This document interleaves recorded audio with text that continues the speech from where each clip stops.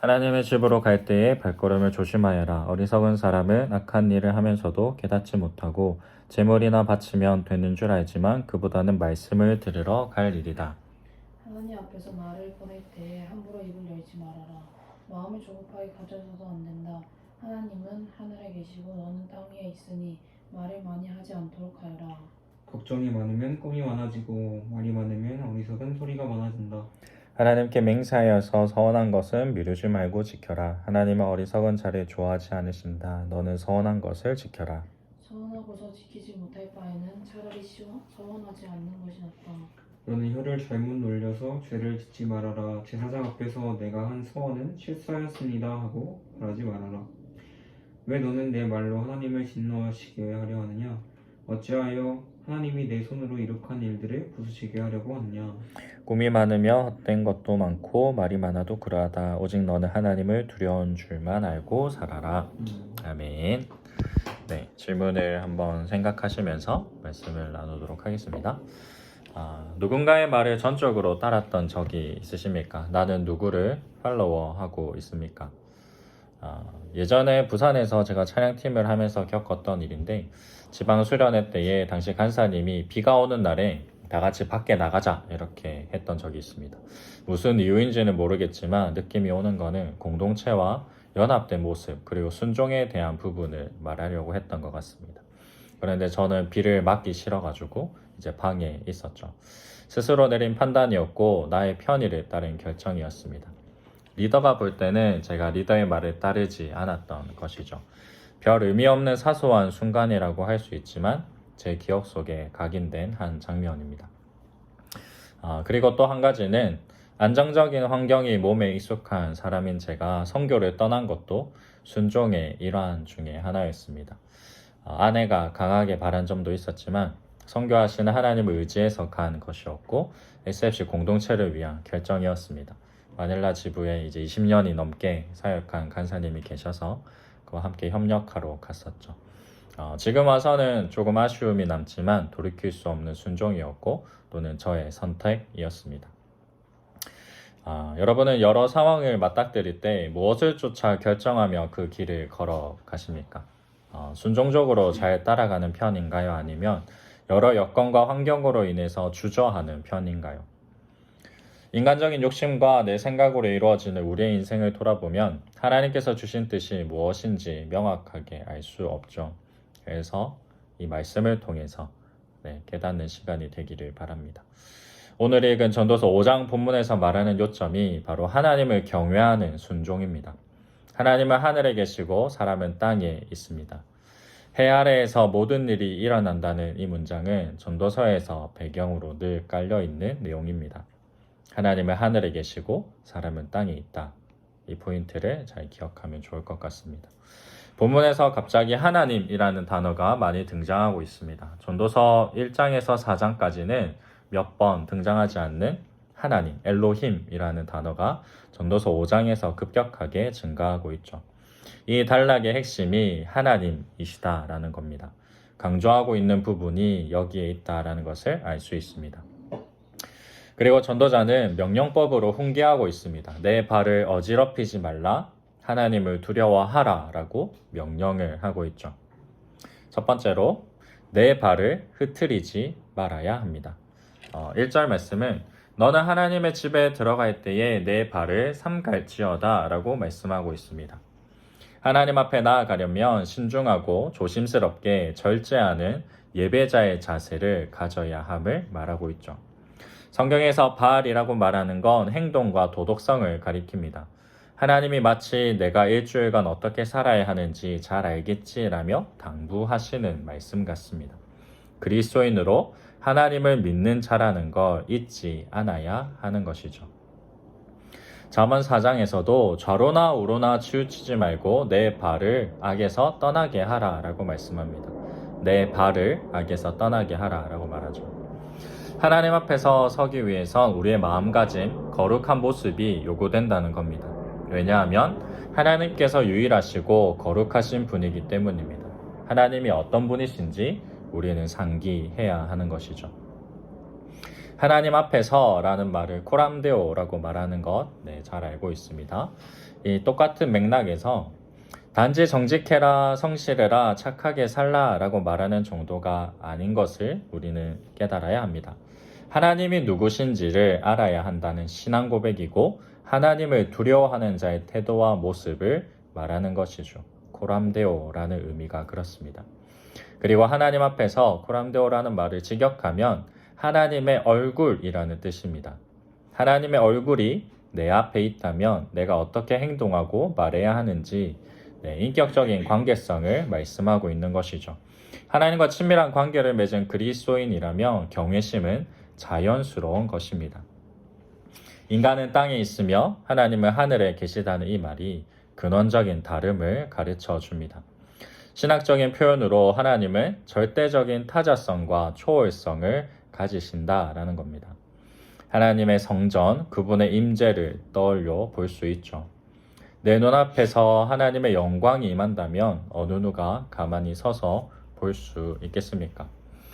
열왕기상 8장은 이렇게 말씀을 하고 있습니다.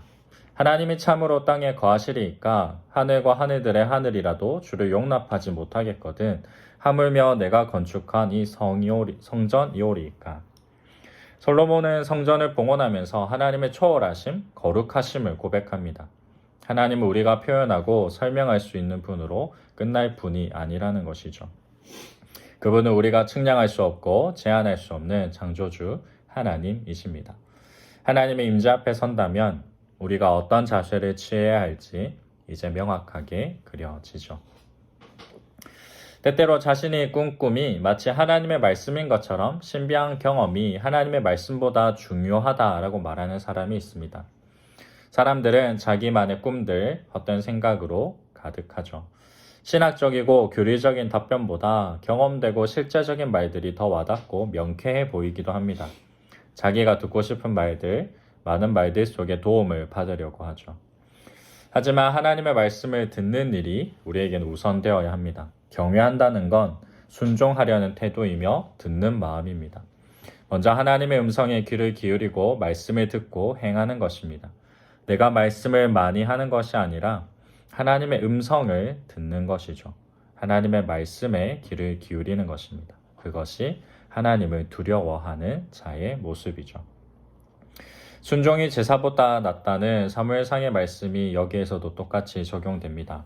사무엘상 15장에는 사무엘이 이르되 여호와께서 번제와 다른 제사를 그의 목소리를 청종하는 것을 좋아하심같이 좋아하시겠나이까. 순종이 제사보다 낫고 듣는 것이 수장의 기름보다 나으니 라고 말씀합니다. 사울은 완전한 순종을 하지 못했죠. 그들의 모든 소유를 진멸하라 라고 하신 말씀을 듣지 않았습니다. 아말렉을 무찔렀던 사울이 자기 편의대로 결정한 일이었죠. 결국 진심으로 한 순종이 아니었습니다. 대적을 물리치는 결과는 가져왔지만 하나님의 얼굴에서는 떠나버렸습니다. 그의 목소리를 청종하지 않은 죄로 사울은 버림을 받았죠. 순종의 사전적 어원을 찾아보면 듣다라는 표현이 나옵니다. 순종, 오비디언스는 라틴어 아우디레, 아우디에 이게 나오는 건데요. 듣다라는 의미가 포함됩니다. 순종이라는 것은 좀 더 자세하게 표현하면 청종이라고 말할 수 있겠습니다. 하나님의 목소리에 청종하는 자가 진정으로 하나님을 경외하는 사람이죠. 함부로 많은 말을 하지 않고 하나님을 가까이 하며 말씀을 듣는 자가 하나님께서 기뻐하시는 예배자입니다. 이 점을 잊지 않아야 하겠습니다. 두 번째로 서원한 것은 반드시 갚아야 합니다. 본문은 서원에 대해서도 말씀하고 있습니다. 서원은 어느 정도 신뢰관계를 할 때 하는 행동이죠. 약속을 맺는 일이 쉬운 것은 아닙니다. 때로는 가족이, 때로는 목숨이 걸리기도 하죠. 구약에서 그런 장면을 종종 발견할 수 있습니다. 신명기에서 말하는 서원은 신적인 계약이죠. 반드시 지켜야 하는 율법입니다. 이 배경에서 이 구약 역사 속에서 사건들을 이해할 수 있습니다. 신명기 23장은 이렇게 말씀합니다. 내 하나님 여호와께 서원하거든 갚기를 더디하지 말라. 내 하나님 여호와께서 반드시 그것을 내게 요구하시리니 더디면 그것이 내게 죄가 될 것이라. 내가 서원하지 아니하였으면 무죄하리라. 그러나 내 입으로 말한 것은 그대로 실행하도록 유의하라. 무릇 자원한 예물은 내 하나님 여호와께 내가 서원하여 입으로 언약한 대로 행할지니라. 아멘. 세 가지의 예를 들려고 하는데요. 네, 첫 번째로는 사사기에 보면 사사 입다가 암몬 자손과 전투하기 전에 서원을 합니다. 평안하게 돌아오게 되면 집에서 나와서 영접하는 사람을 번제물로 바치겠다라고 말하죠. 조건도 이상하지만 사람을 제물로 바치겠다라는 발칙한 생각도 문제 같습니다. 이후 입다는 암몬 자손을 크게 무찌르고 미스바로 돌아오는데 때마침 무남 동녀인 딸이 나와서 춤을 추며 맞이하죠. 입다는 얼마나 야속했겠습니까? 네, 결국 약속한 대로 대가로 딸을 내어놓게 됩니다. 하나님이 인신 제사를 받는 신일까요? 잔혹하게 딸을 바치라 라고 말씀하셨을까요? 모르겠습니다만 입다는 서원을 철회하고 싶었을 겁니다. 그럼에도 이 서원을 지키는 분위기로 성경은 끝맺고 있습니다. 함부로 서원한 대가를 치른 것이죠. 두 번째로는 예레미야 35장에서 레갑 자손이 서원한 것을 지키는 장면을 설명하고 있습니다. 레갑의 아들 요나답이 명령한 내용은 포도주를 마시지 않는 것이었습니다. 포도와 관련된 일도 포도원도 만들 수 없었습니다. 레갑 자손은 이 명령을 잘 지켰죠. 반대로 유다 사람들과 예루살렘 주민들은 순종하지 않습니다. 그러나 레갑 자손은 이렇게 잘 순종하고 있다라는 비교하는 말로 전하고 있죠. 그리고 세 번째로는 우리가 잘 아는 한나의 서원입니다. 임신하지 못하는 한나는 하나님의 전에 와서 기도합니다. 한나가 마음이 괴로워서 하나님께 기도하고 통곡하며 서원하여 이르되 만군의 여호와여 만일 주의 여종의 고통을 돌보시고 나를 기억하사 주의 여종을 잊지 아니하시고 주의 여종에게 아들을 주시면 내가 그의 평생에 그를 여호와께 드리고 삭도를 그의 머리에 대지 아니하겠나이다. 한나와 같이 자기의 자녀를 하나님께 맡겨드리고 인정하는 서원이 있습니다. 이후에 그녀는 아이 사무엘을 낳고 여호와의 집에 바쳐드리죠. 적절한 수순으로 서원의 약속이 이루어졌고 그대로 실행하는 장면을 우리는 보게 됩니다. 구약의 이야기는 이와 같이 철저한 순종으로 절대 번복할 수 없이 약속을 지키는 결말을 알려주고 있습니다. 오늘날 생각해보면 오늘날의 대부분은 조건부 구두 계약을 하는 느낌이 더 큽니다. 우리가 대학을 올 때 또는 기도할 때를 생각하면 좋을 것 같습니다. 대학을 입학하기 위해서 또는 좋은 직장에 취직하기 위해서 하나님과 거래하듯이 서원하고 기도하죠. 대학을 붙으면 이렇게 하겠습니다. 직장에 취직하면 저렇게 할게요. 라면서 뭔가 하나님께 서원하면서 다양한 조건들과 말로 부주의한 맹세를 합니다. 급하게 입 밖으로 내뱉고 지키지도 못할 말들을 우리는 주의해야 하죠. 하나님을 속이는 말은 하나님을 경외하지 않는 자의 모습이라는 겁니다. 자기 꿈을 이루는 도구가 되지 않도록 우리는 조심해야 하겠습니다. 그리고 우리는 베드로를 기억해야 합니다. 베드로는 주님이 붙잡히시기 전 주님을 향한 충성을 맹세하죠. 하지만 하룻밤 사이에 3번이나 부인을 합니다. 자기가 용감한 사람인 것처럼 당당하게 약속하며 말하지만 사람은 그 약속을 지키지 못하는 연약한 존재입니다. 단지 우리는 하나님 앞에서 그저 머리를 숙이고 경외할 뿐입니다. 셋째로 오직 너는 하나님을 경외할지니라 라고 말씀하죠. 중언부언하는 자들, 재물을 탐하는 자의 제사는 하나님이 받지 않으십니다. 자기가 모든 것을 할 수 있다고 믿는 우매한 자들은 하나님을 경외하지 않죠. 꿈으로 답을 얻기를 원하고 많은 말들로 자신을 정당화하고 안정을 얻고 싶어 합니다. 그럴 때 우리는 더욱이 하나님의 말씀을 경청하는 훈련을 해야 합니다. 우리는 너무 요구하는 일이 많습니다. 때로는 너무 무관심하고 요구조차 하지 않고 내 할 일에 바쁘죠. 하나님께서 무엇이라고 말씀하시는지 찾지를 않습니다. 마태복음 5장은 이렇게 말씀합니다. 나는 너에게 이르노니 도무지 맹세하지 말지니 하늘로도 하지 말라. 이는 하나님의 보좌임이요 땅으로도 하지 말라. 이는 하나님의 발등상임이요 예루살렘으로도 하지 말라. 이는 큰 임금의 성임이요 내 머리로도 하지 말라. 이는 내가 한터록도 희고 검게 할 수 없음이라.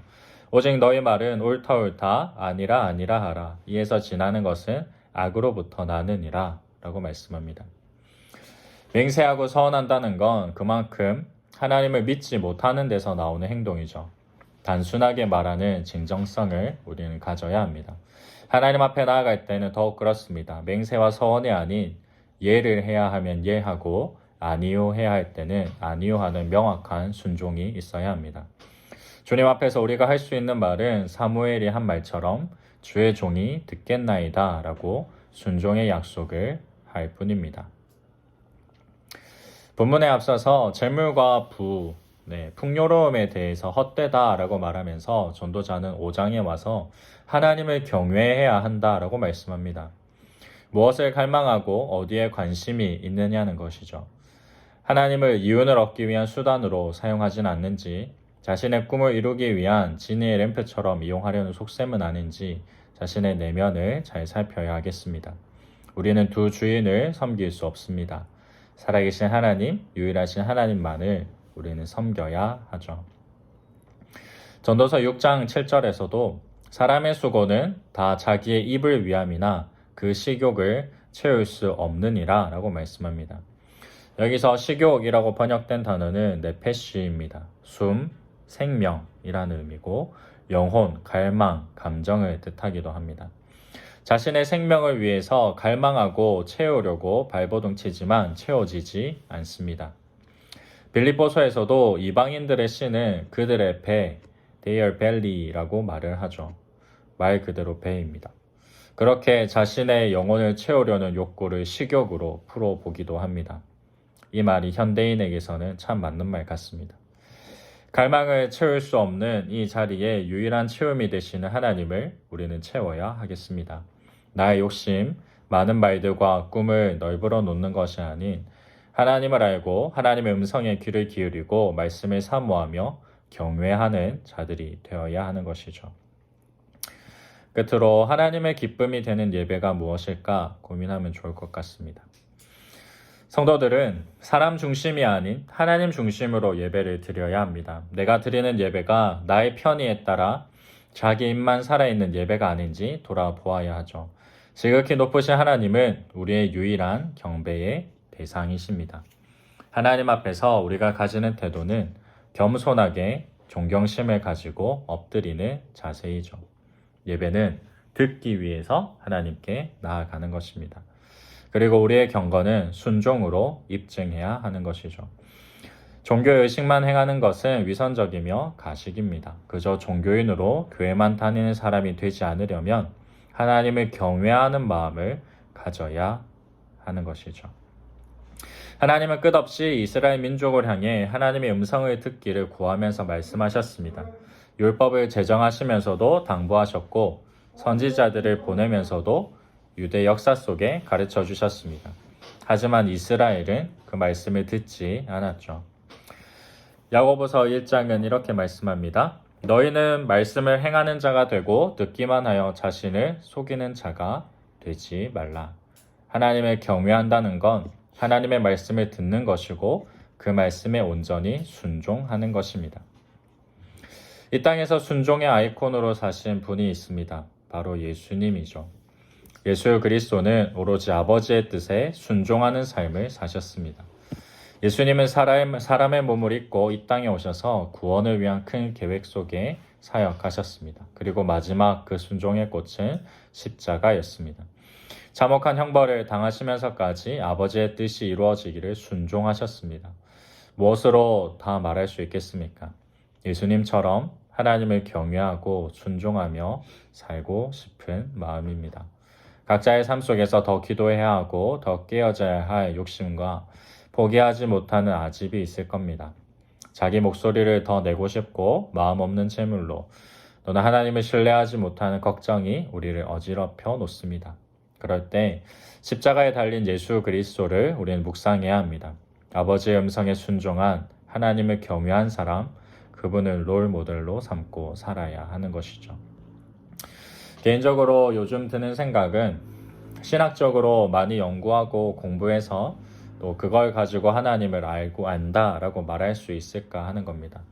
박사가 된다고 하나님을 더 자세히 아는 것일까라는 생각이 있습니다.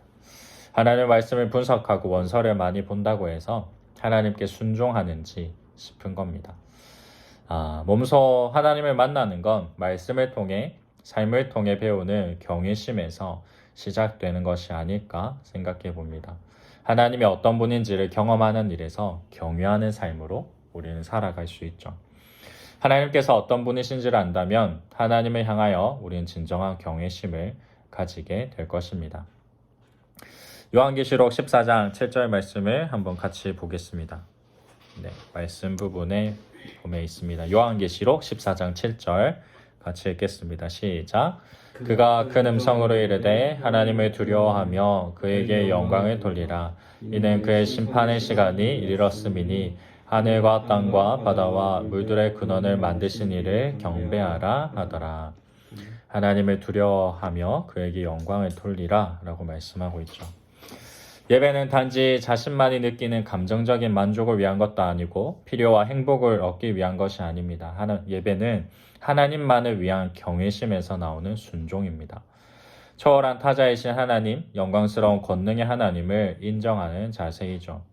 자기 유익이 아닌 하나님의 영광을 위한 예배로 하나님을 경외하는 청종으로 삶을 드리는 우리가 되기를 바랍니다.